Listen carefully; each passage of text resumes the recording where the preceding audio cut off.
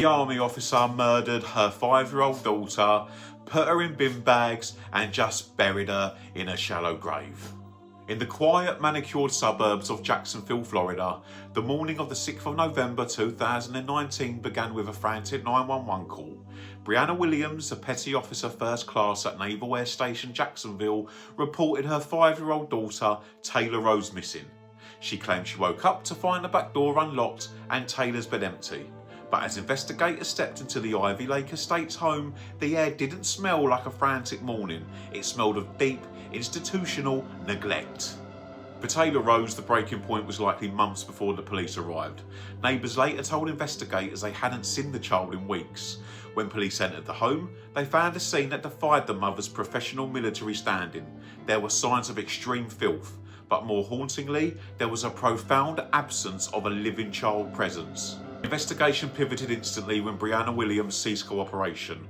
Within days, she was a person of interest. The search moved from the suburban streets of Jacksonville to the dense, oppressive woods of Marengo County, Alabama, Brianna's hometown. On the 12th of November, search teams discovered a site that would haunt seasoned investigators. A wooded areas between the cities of Linden and Demopolis, authorities found a shallow grave. The remains were described in court documents with clinical, devastating precision. Taylor Rose Williams was not merely found. Her body was discovered inside a bin bag, hidden in the undergrowth. Because of the length of time she had been left in the elements, the body was in an advanced state of decomposition. Forensic experts noted that the remains were skeletal in many areas, making it impossible to determine the exact biological cause of death, whether it was manual strangulation, blunt force trauma, or chemical poisoning.